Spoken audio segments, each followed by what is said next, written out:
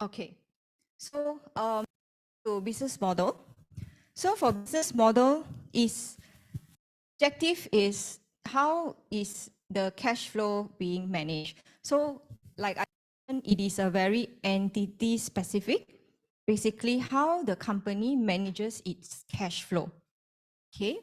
And expectation is that this should be determined by key management personnel of the company. Okay.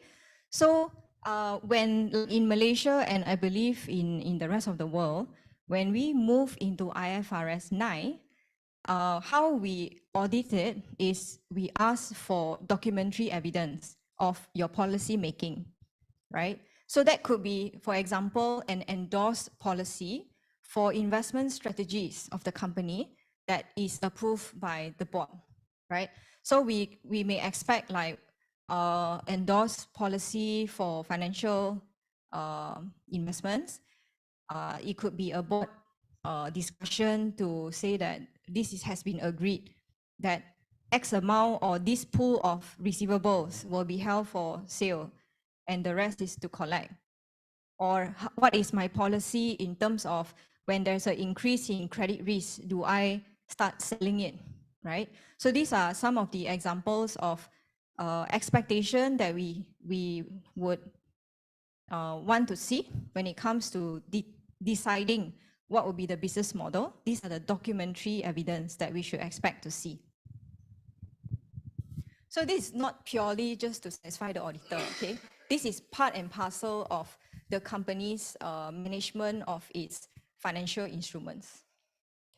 Here, past practice is relevant in classification.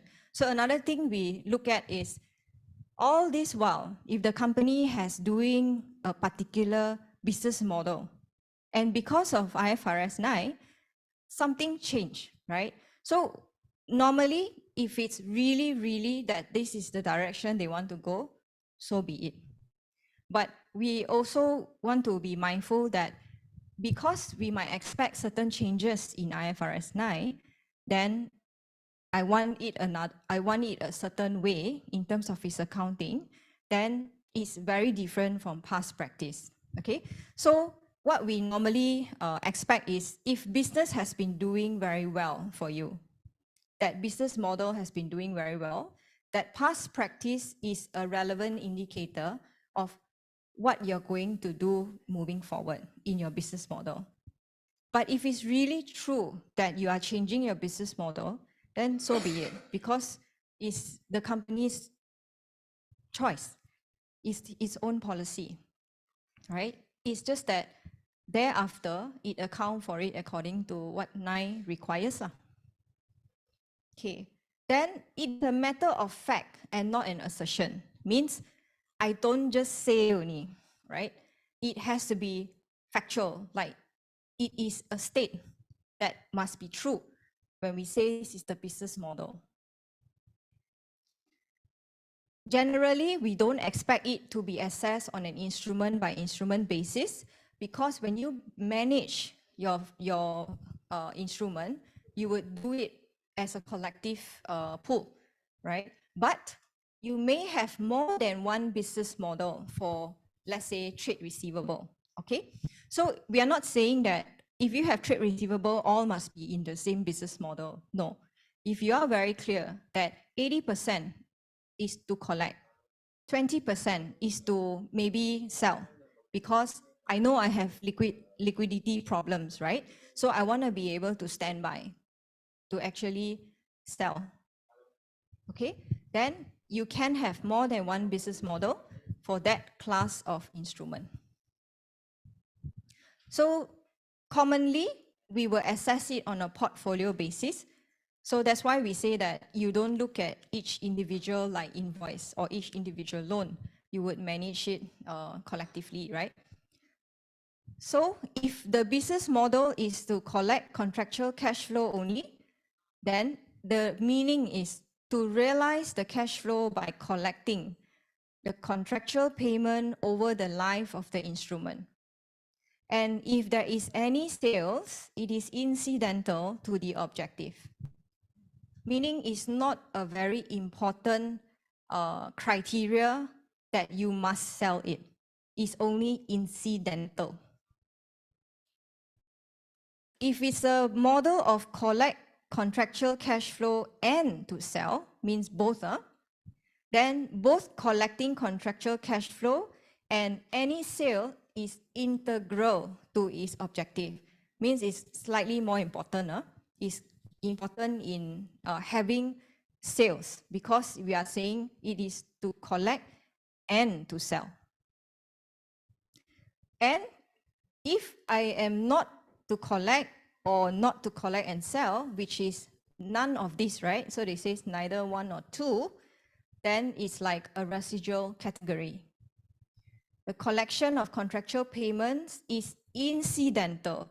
So earlier here is sales is incidental because the major objective is to collect.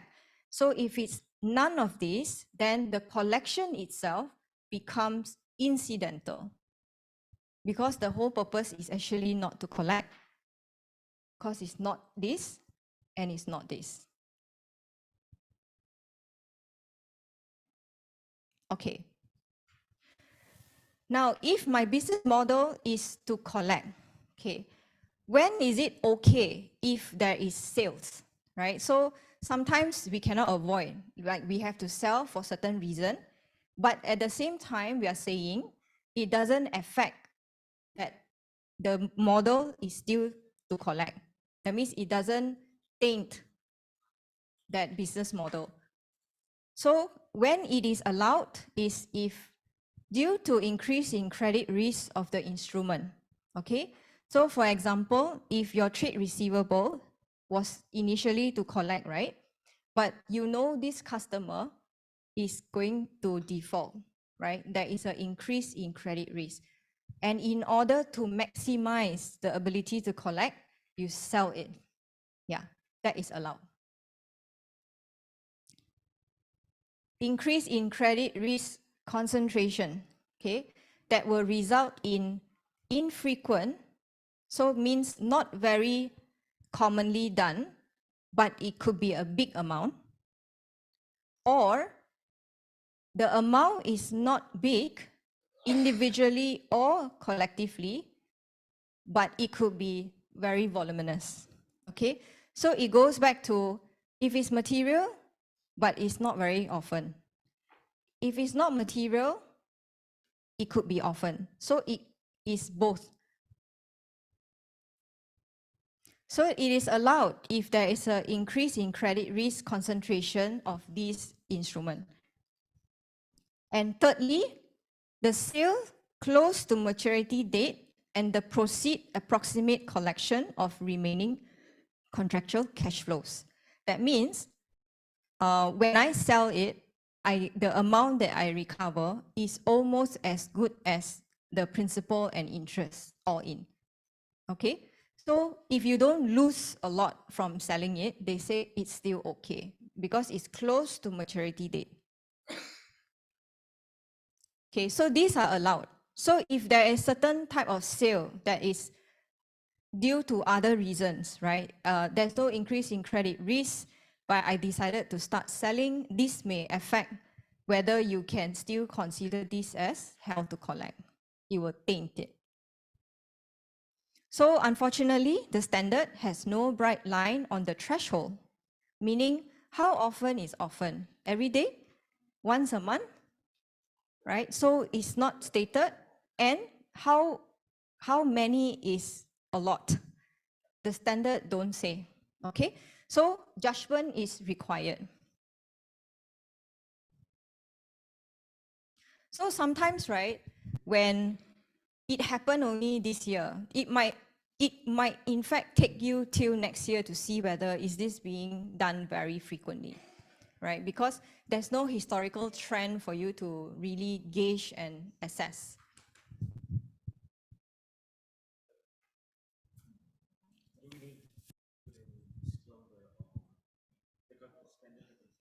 Yeah, yeah. Because the standard doesn't say anything about the frequency and the threshold. Yeah. You need to make a policy and disclose on the financial statements. Okay, normally if you disclose it, no one will fault you. But you might want to see to what extent you want to disclose, because the reader will see that, okay, there is something going on with the receivables, right? But if, of course, if you are talking about within this permissibility, it should be fine. If you want to disclose about that there were certain sales due to increase in credit risk, it should be fine, because at the end of the day, it will not affect your business model. But you are telling the readers that we have done so during the year. But on the market, what Sorry. but on the market, what are the people normally do on this? They don't really Keep silent. Yeah, because to them there's no change in business model. Yeah, they are managing it internally, that this is actually still a how to say, accurate business model. So there's no accounting impact from it. Yeah. Okay, understand. Thanks. But of course, if let's say, for example, let's say if there is an infrequent, but there is a significant amount and it's so material, because when you dispose of a receivable, you will see a derecognition, right? So you may have like a gain or loss that you churn into the P&L. And if it's so significant, you might have a note that say, oh, this is arising from what? Yeah. So also subject to extent of materiality and how important this information to the reader. Yeah. Okay, now we look at the second category. Maybe, So, online participants, they also have questions. I Sure. think that we can clarify. The questions from ACC member, the ID is 2374200. Equity instrument, that means investment in associate subsidiary in the separate FS1. Is it everyone? No, in the FS. I thought it is optional to select accounting policy, initial recognized at cost or under IFRS 9. Please help confirm. Yes, correct. That is right. So, if I read the question correctly, so it says that for equity instrument, there is investment in associate or subsidiary. Now, in the separate financial statement, in IAS 20, in IAS 27 tells you that you have a policy choice to select the measurement of this item. There is 3. At cost, you follow IFRS 9. So if you follow IFRS 9, then this is the table, the decision tree is the one you have to follow. On the third one is equity accounting. Yeah. Now in common practice, we see cost, very common. Yeah. That is the only exception that you can account for it at cost. Very rarely we see 9. And very rarely we see equity, because to do equity method is like doing having to go and identify and obtain the financial statement of this entity and put in the share of profits, right? So most of the time we see people actually account for this at cost. Yeah. So the reason being that this choice is given is because IFRS 9 scope this out. Okay. So IFRS 9 say that if you have investment in associate, subsidiary, joint venture that is accounted for under 127 or 128, then it's scope out of 9. Okay. Sorry, not 128, it's 28. This Malaysian number system. Okay. If it is in 27 or 28, it's scope out. Yeah. Apologies, I added the 1 in front because there's a Malaysian standard number. We follow the same number, but we added the 1 in front. Yeah. Okay, so I hope that answers the question. So yes, that is the only way that you can account for it as cost. But simple investment, okay, cannot, because simple investment is not a subsidiary, it's not an associate, it's not a joint venture. So you only have one choice, which is IFRS 9.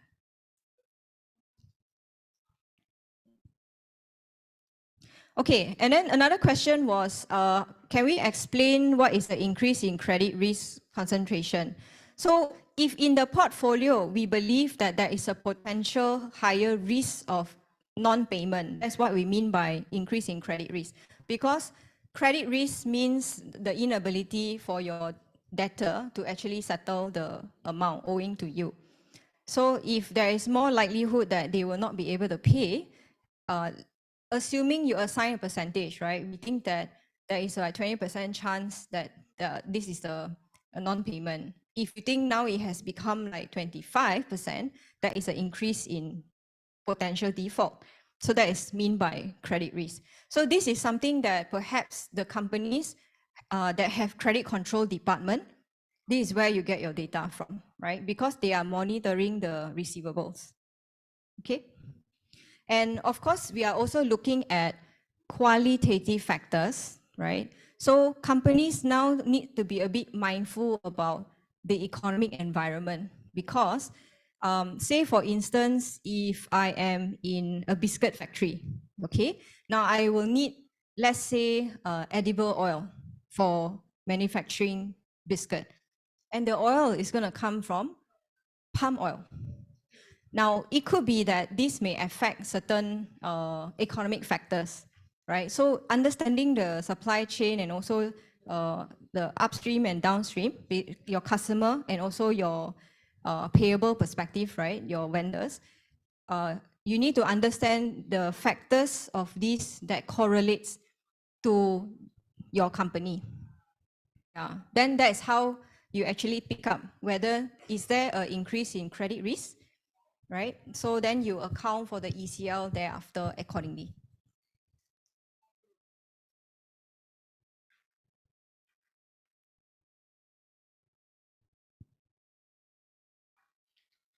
Okay, now let's look at the second category.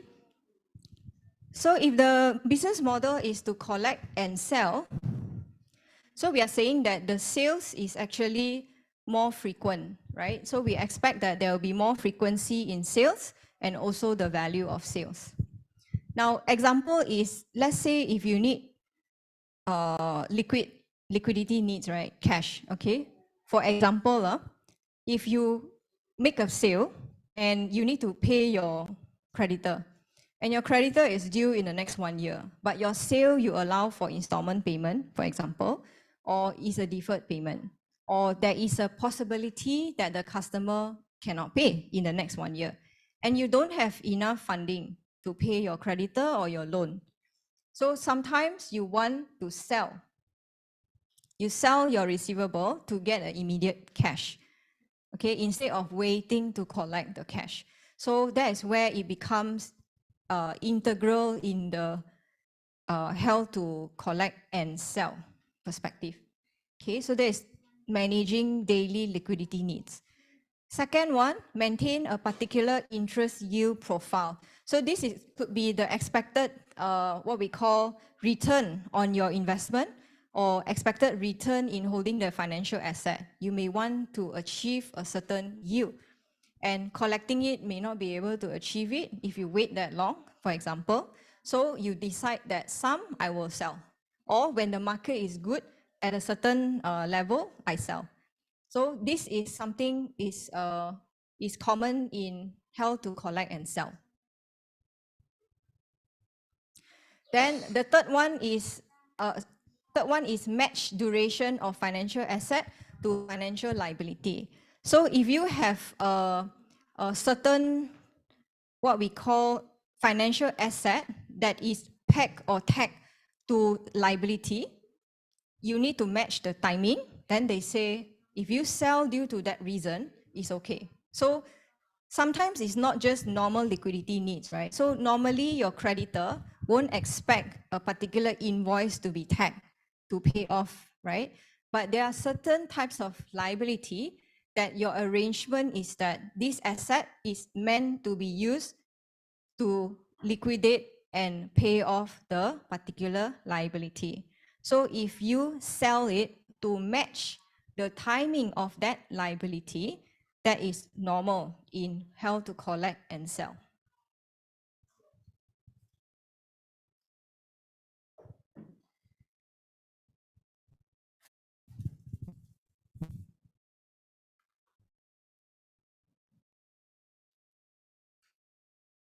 Okay, now second characteristic is the contractual cash flow.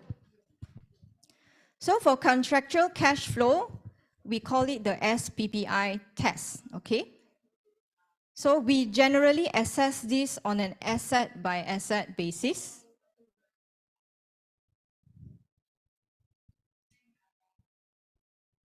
Okay.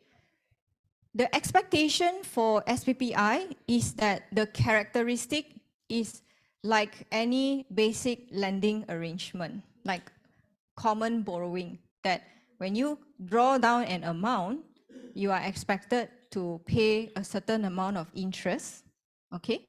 There is a principal amount as well that you need to expect to be recovered. Then do take note of time value of money and possibility of modified time value of money. Okay. So in a layman perspective, right, when we borrow somebody money, assuming not related, we don't charge interest to our friends, right? So you expect an interest, okay, like normal borrowing. So that takes into account time value of money, right? Because you could have done something with this amount, maybe put in fixed deposit to earn that interest. So there is a time value of money involvement in that due to passage of time. But the term modified time value of money here is referring to, say, for example, if you have, let's say, a loan receivable that is always re-tagged in terms of its interest rate, right? It is a variable. It keeps resetting to equivalent 5-year loan, and every 6 months you reset it. Okay, so we might think that resetting every 6 months is short, and the impact may not be significant. Okay, but the idea behind cash flow characteristic test is the full instrument as it is. Okay, so what happens to this modified time value of money? Okay, so if I have a 5-year loan and my interest rate resets will be 10 times because every 6 months, if I compute the cash flow for my original versus after the 10 times expectation of reset, is not the same like normal basic lending arrangement, it will fail SPPI test. Yeah, okay. So the idea is you don't just assess 6 months whether it's significant or not. It won't be because it moves.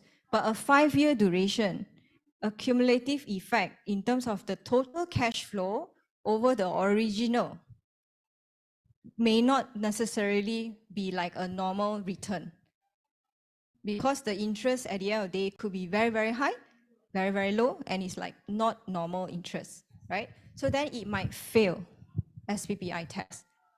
So if you remember the decision tree earlier, I only have one way to go if SPPI test fail: fair value to P&L, no other choice. So during the initial transition for Malaysia, right, all our practitioners want to make sure it meet SPPI test because they want amortized cost. This is what the expectation of market, because preparation of financial statement, every year you have to do fair value is very tedious. Okay, but I always go on the basis that business is business, accounting is accounting. You just have to live with the fact that that is fair value to P&L because it's a historical, right? It is the effect of your transaction. Yeah. So try not to fix your account and then change business, because the business have to run. Okay. Now, when there's interest, what is the expectation of the standard on what is inside the interest? Okay, so they say it should comprise time value of money, because there will be a deferred payment, for example. So if time value of money, if it's a short term, no time value of money, is it okay? Okay, right? Just like receivable, you might ask, but it's like not like loan, right? But because its nature is short term, you don't see it, but it does meet the SPPI test. Then it should cover for credit risk. So just like normal borrowing, right? Why the bank charges interest is because one, they will not collect it immediately. There is timing difference, and as time passes, there is uncertainty on your ability to pay. So that is where the credit risk is factored inside, right? So why do the bank ask for projection of your business? Is to assess your credit risk, whether you are able to pay or not eventually, based on your business plan. Similarly, liquidity risk, credit risk, they are interrelated, right? And also amounts to cover expenses and profit margin. So it's not just purely to cover time and credit risk, right? I want to make money out of it. I want to profit out of it, right? It's still, a bank borrows us money is a business, right? So you expect that it should cover expenses of the bank and with a profit margin, okay? So that is all embedded in interest. So it sounds easy, right? But when you look at actual transaction, you will have to go and ask, what is inside there? And do they even know? Like sometimes contract, when enter into third party, they won't tell you how much is your profit margin, right? They won't tell you the details of it, right? So this might be a bit of a struggle when it comes to coming up with the assessment whether the SPPI test is met. So normally, they will just look at common lending arrangement and see if that range makes sense. Okay. Contractual terms that change the timing or amount of cash flow. So sometimes your contract may have terms that would affect timing or amount of the cash flow. So these are some of the features in the contract that we have to identify, right?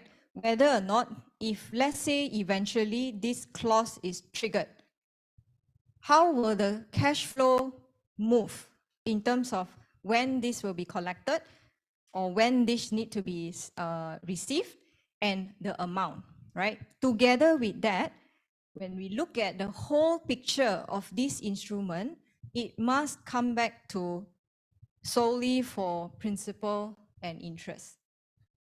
So it's a bit of judgment as well when we do the assessment.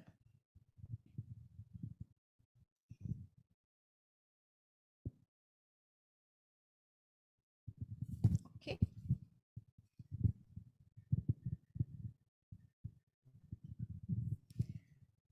So this is a bit of a summary, right? What was inside the interest on principal outstanding, the effect of time value of money, certain credit risks, or any other basic lending risk, and cost plus margin. Okay, so if payment of principal and interest, the expectation is if this is in foreign currency, you assess it based on the foreign currency. So example, if you took a European dollar loan, right? So when you assess whether this is normal in a basic lending arrangement, you compare it against its European dollar so that you don't have forex that result in the actual cash flow to be very different. So you look at the nature of the contract as it is in its foreign currency. So if this is met, so earlier in the decision tree, what are the possible outcome? So why we say possible? Because it depends on your business model. So you have fair value to OCI if it's to collect and sell. You have amortized cost if it's held to collect. And if none of it, it goes into fair value to P&L. Okay, another thing we want to introduce. If there is certain contractual terms that introduce other exposure or volatility in cash flow that is not related to basic lending arrangement. Now, what happens if that is being introduced in the instrument itself? Then you have possibility that you will fail the SPPI test and you have no choice but to account for it at fair value to P&L. So examples that we should look out for, example is exposure to changes in equity prices. And this is very common in convertible bonds. Okay, so bonds have contractual characteristic, but if it's convertible, it would mean that it's possible there is an equity price basis for you to decide whether you will convert it or not. And that is not normal basic lending arrangement because it's equity price based. So convertible bond will generally fail the SPPI test. Then example is also like exposure to commodity prices. So if your contractual terms have a reference to interest rate that is indexed to commodity price, like palm oil or copper price, this will also fail the SPPI test. So if you fail, only one choice, fair value to P&L. So a bit of a reminder, do consider what will be the accounting implication that will arise from existing contractual arrangement and your new arrangement. So I think if you have similar contracts that are, have these terms, right, that fail SPPI, you might want to relook into your other contracts as well.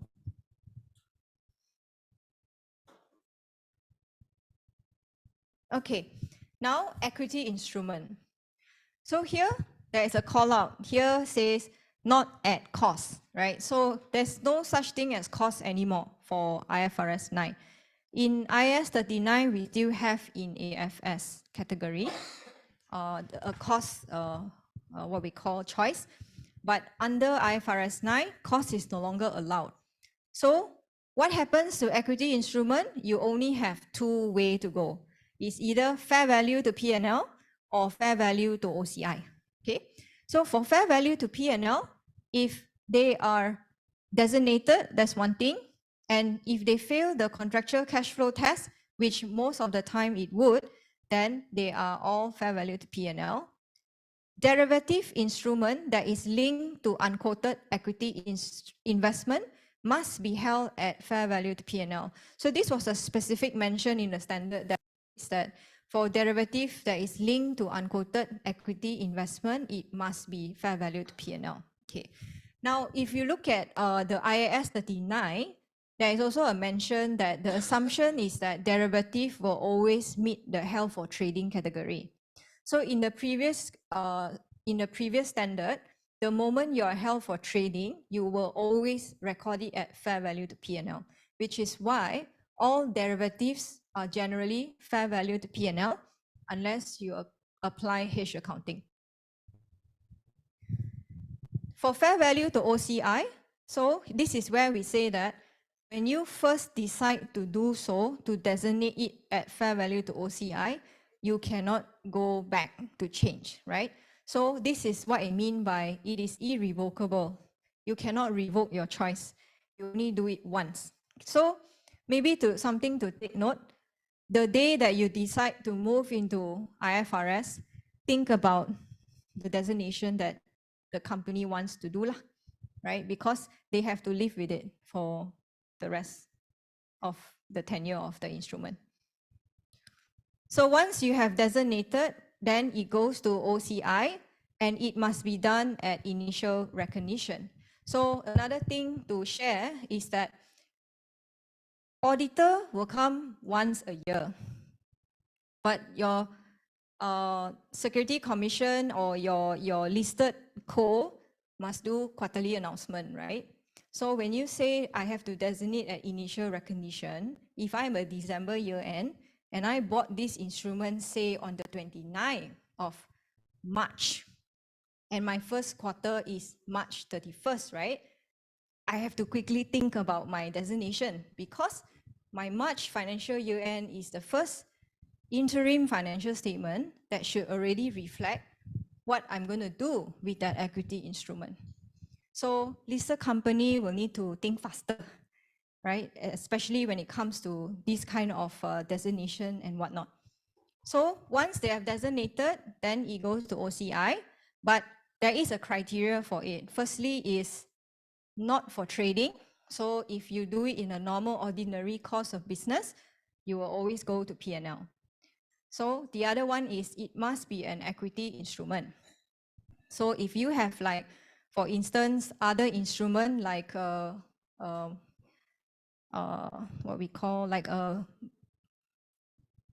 bond instrument that is a debt instrument, there's no OCI category, right? Like convertible bond, you will fail SPPI, you will go into the category of other, right? The fair value to P&L, but it is not an equity instrument. So you don't have this choice, okay?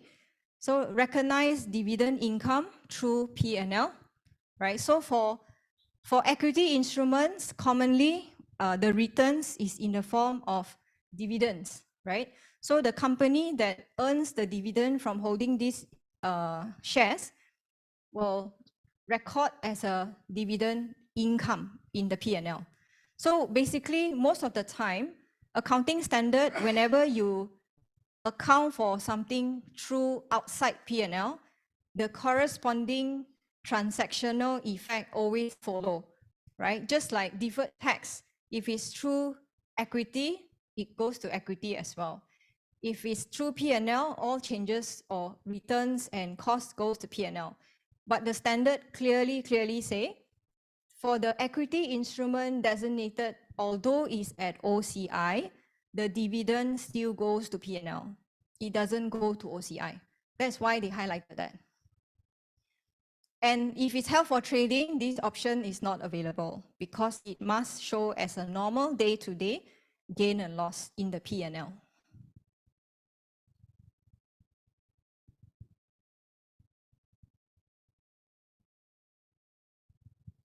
Yes.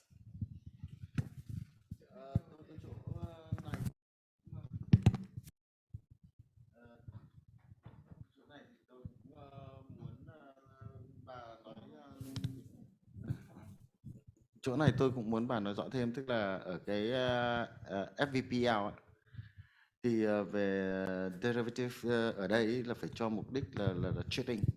Nhưng mà nếu như mà là cash flow hedge của thì cái derivative này nó sẽ phải được ghi nhận cái chênh lệch về fair value và OCI đã, rồi khi nào mà ví dụ như là giao dịch hoặc cam kết chắc chắn hoặc là giao dịch phát sinh thì lúc đó mới recycle từ OCI sang P&L.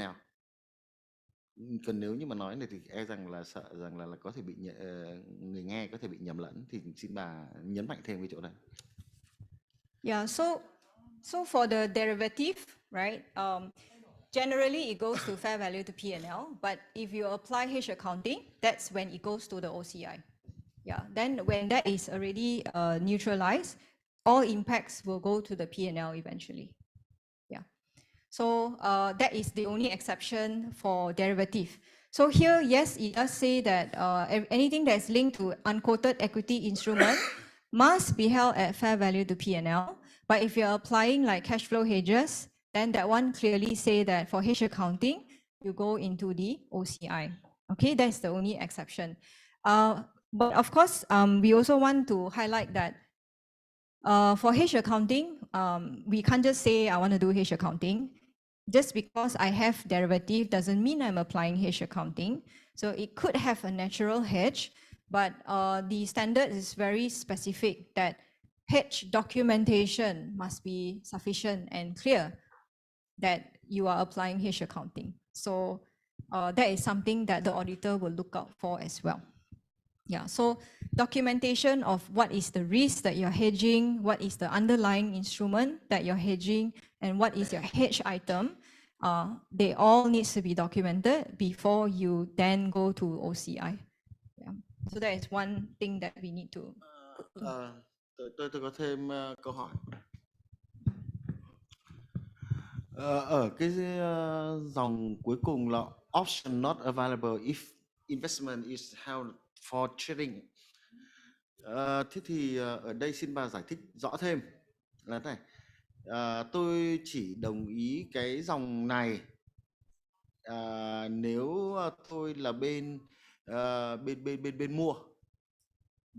mua option. Thế còn nếu như mà tôi có cái khoản đầu tư nắm giữ cho mục đích trading chẳng hạn, thì tôi nghĩ rằng là tôi xin lỗi, tức là nếu như mà tôi là người nắm giữ một cái khoản đầu tư cho mục đích kinh doanh, và tôi có thể là muốn hạn chế cái rủi ro, tức là tôi muốn sử dụng cho mục đích là fair value hedge, thì tôi vẫn có thể sử dụng các công cụ phái sinh để hạn chế cái rủi ro, để phòng ngừa rủi ro. Thì bà có thể nói rõ thêm được không? Bởi vì là derivative thì vừa hedge cho cái mục đích cash flow và fair value hedge. So for this particular held for trading is referring to the equity instrument itself. So if that instrument, for example, like if I prepare a financial statement, and I like to play shares on the stock exchange, I generally don't hold controlling interest or significant influence or joint control. So that's where I'm saying simple investment. If I'm doing it day to day, every day I sell, I buy, I want immediate capital gain, that is what I mean by held for trading. You always buy and sell the equity instrument. Then the standards say you cannot avail fair value to OCI option. Then hedge accounting depends on what is the instrument that you're buying to hedge. So most of the time it will be derivative instruments. So if you don't apply hedge accounting, derivative will always deem as held for trading and goes to P&L. Then if you do apply the hedge accounting, then depends on the cash flow hedge or fair value hedge. So then you will go to OCI, especially for the cash flow hedges. Yeah. So for this held for trading, not available is the instrument that is the equity instrument itself. Yeah. So for the derivative is fair value to P&L unless you apply hedge accounting. So it's still allowed to go to OCI, but you must declare that you are doing hedge accounting.